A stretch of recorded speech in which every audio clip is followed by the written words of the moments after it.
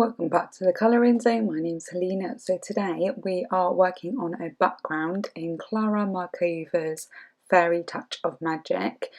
So you will just see that I have put them on screen, and I'm just showing you the book here. This is a voiceover. I was watching something, had my Pepsi Max. So I have started this page, as you can see. So the opposite side, I have done a part 1 and I included the pumpkins in that part. I'm just showing the colours again, just in case any of you want to colour along and don't have Inktense or Prismacolors.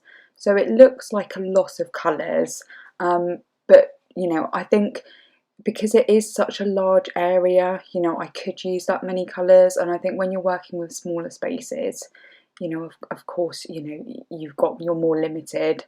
So I'm just going around the lightest part, so the candle. I hadn't really thought about it, to be honest, until I sat down and was thinking, oh god, there is a candle there. So all I'm doing is doing the lightest colour first and then going around and just sort of overlapping them. Now, as you can see, this is considerably sped up.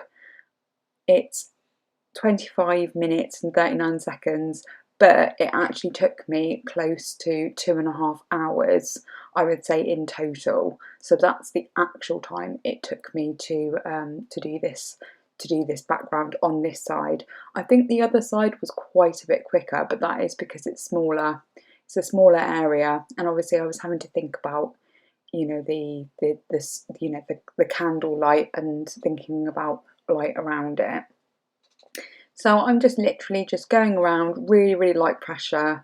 I find that Clara Markova's books, if you tend to use a harder pressure, it does tend to create marks.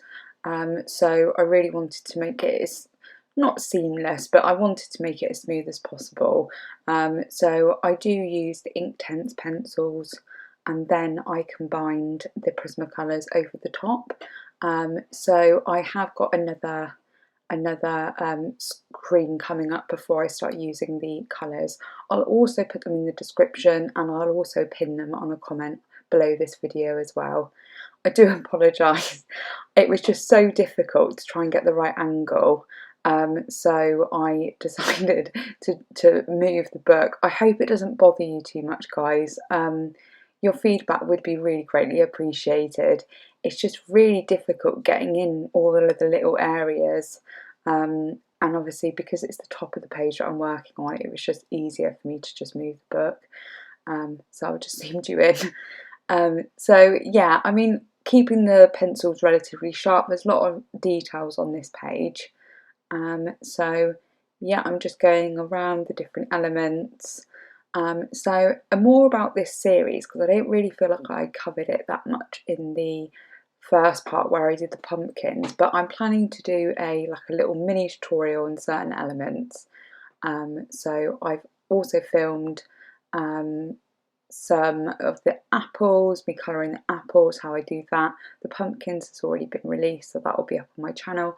And then I am also going to do like part of the tree and the mushrooms, and maybe even the gravestone. I've not actually recorded that yet, and I have done some of the leaves also on camera as well. So I literally just picked up the pencil and was just colouring and trying not to create that many lines, but these do blend out really nicely. I just really felt like, because it is such a large area, I needed more depth of colour to get the sort of saturation that I was looking for. Another element I do plan on filming is the bat. So you hopefully will see those up on the channel. I am going to leave you to it. Once I go on to a different part, of course I'll come back and chat with you.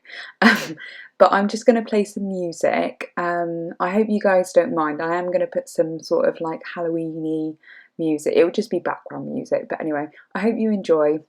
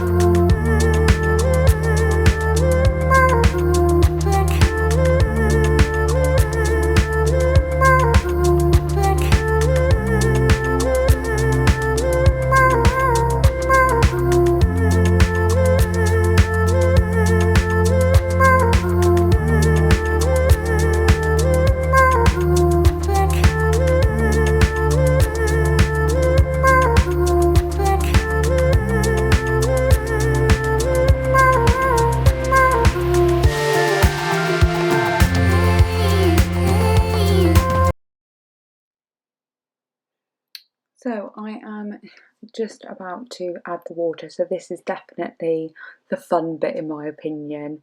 I mean, you know, these pencils, they are ink dye or ink pigments in these pencils rather than watercolours. I did keep sharpening them a little bit, but they do hold their point relatively well. So yeah, obviously once you activate them with water, that's when really the magic starts happening.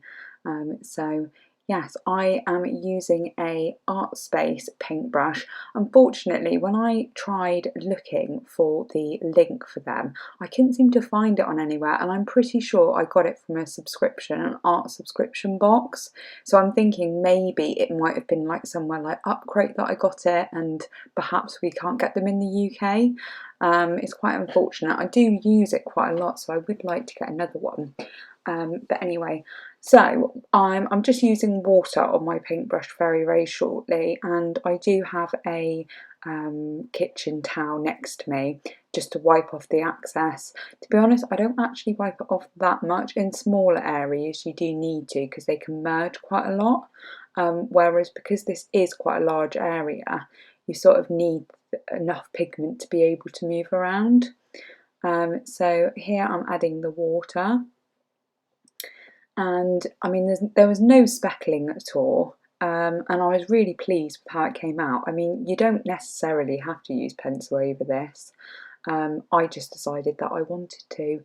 But you know, the coverage is pretty good. You could go over with a second layer. I just really fancied using my pencils on the top, on over the top. Prismacolors are very vibrant and very bright.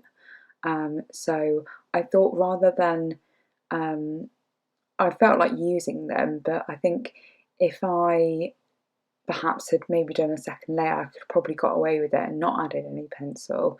But because the rest of the page I was going to be using the Prismacolors, I did decide just to use them. So yeah, just getting into these really tiny little areas. No idea how I'm going to deal with the candle. I might actually do a little video on that as part of this series, because it's something I really struggle with, and actually seeing other people and how they tackle it really helps me. So it's not a tutorial by any means. It's me just, you know, yeah, it's me just trying to do it in my own way. So I am feeling very sort of like autumnal at the moment, obviously this Halloween page, and I've also got I'm sat here editing and doing this voiceover, and I've got a hot chocolate, which is quite nice. So I have been working in my kitchen and just packing up all of the cupboards, and oh my god, it is surprising how filthy cupboards actually get. We have lived here for about 7 years, I think, maybe 6. So yeah, but anyway, so I had the joys of, you know, cleaning them and getting it sorted. My husband's also been obviously helping. So as you can see here, I did actually get some of the crayon or some of the pencil onto my Caran d'Ache palette. And I do add it that way. I mean, it doesn't, the Caran d'Ache palette, it's got a smooth side and a rough side. And actually it is really expensive, and you know, you can just use the rough side of like a chopping board, which you can get, which are really inexpensive in like a supermarket. But I decided to get it because it was on offer at the time. It was quite a while ago, and I do use it. But there is something, you know, like a chopping board or something like that you can use. That's probably a more like cost-effective use of spending your money. But anyway, so yeah, I'm just adding a little bit on my paintbrush. I think I do actually end up, I ended up putting it on there, but I think I might have actually used the paintbrush directly on the pencil as well. So there's lots of different ways that you can use these Inktense pencils. I do have the blocks, the Inktense blocks. I think I have 6. They came in a subscription box, and they're quite bright colours. So this part here, really funny. I was thinking to myself, oh, wouldn't it be funny if I were to have like dipped in my paintbrush to my coffee, and then it actually happened. I still carried on drinking it. I was like, I'm not making another one. I'm just going to drink. I'm sure it will be fine. Probably not advisable, but yeah. So I did actually have them right next to each other, which is completely my fault. So yeah, I'm just doing this little section now. I did wait quite a long time to let it dry. It might have even, I think it was overnight that I let it dry. And I also try to flatten out the page a little bit as well, just because it's easier to work on. So these little small areas, and I think now, yeah, so here are the colours that I've used in the Prismacolors. Now, don't be afraid, I know there's quite a few colours, but I mean, it's such a large area, and I think the main real colours that I used a lot was the violet blue and the ultramarine. So as you can see, on the left is the Intense and on the right is the Prismacolor. So this is definitely the electric blue. It's a colour that I hardly ever use because I don't know, I think there was something wrong with this pencil when it was like designed or something. Like the pigment's just not, it's not great. It's just doesn't seem to have much colour to it, but it worked quite well with combining it with this Peacock blue. So I was quite pleased with that. And it's nice to use colours that I don't use often. Surprisingly, I didn't actually use True Blue on this page. It's very, very short, so I think that might be the reason why I was like, oh, maybe I won't use that colour. All of my pencil extenders are definitely packed away. So this is the violet blue, and this is such a nice colour. I absolutely love this colour. And I also use the dark indigo a lot, just in my general colouring. It is great for getting those shadows. So I did have a bit of an issue with this sharpener, so I ended up using an Artful one, and that didn't really work either. Oh, yeah, no, it didn't, yeah. I'm getting a bit frustrated by this point. It's like, why is none of them working? So I ended up having it quite blunt because it was just sort of crumbling a little bit. So I've gone back to the indigo here, just darkening up those shadows. So I was trying to do it so obviously there's the light is on the top, so I knew that it was going to be dark and that I needed quite a large contrast to really pay it off that, you know, it was like a light source. But that's my attempt anyway. So this is the Indanthrone blue. I think I'm saying that correctly. And yeah, I'm just going through these little areas. Fortunately, that on there sharpened quite nicely, so that was good. So I am going to leave you with some music, and I will come back to you once we've moved on to the next little bit.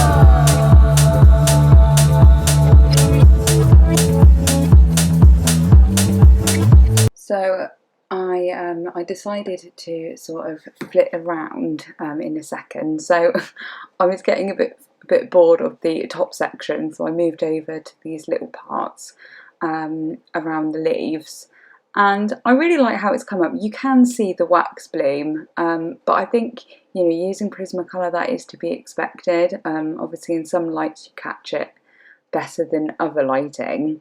But I did really enjoy how this background came out, and it was a nice process. I mean, I was just watching something and just working my way around. So although it did take quite a long time, this is quite a large area, so I would predict it probably took me about, I would say probably about like 4.5 hours to do the background completely on both sides.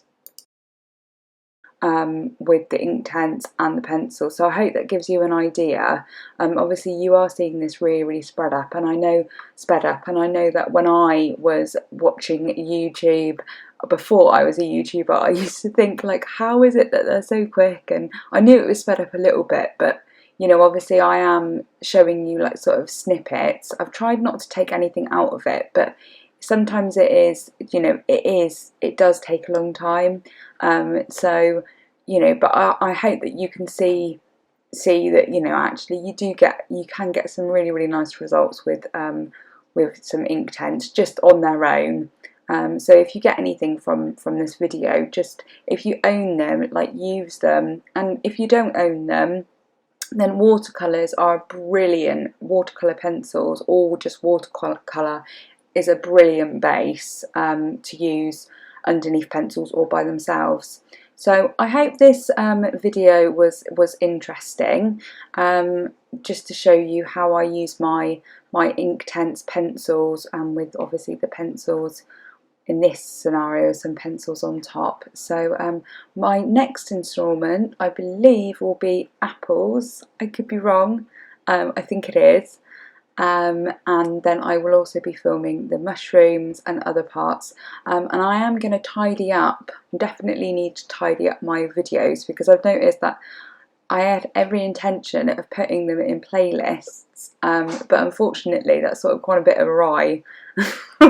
So I will sort that out, guys. But yeah, anyway, so thank you very much for watching. I am just going to leave you for the last little part, but anyway, I hope you've enjoyed it. Please drop me a like down below, please drop me a comment. I never thought I would tackle this page. I looked at it and literally thought, I'll never do this page, and then I was like, well, why don't I just do it? And then I was like, I'm going to do it. And then I thought, why not film it? So here we are. But anyway, hope you've enjoyed. You take care, guys. Happy colouring. Take care. Bye.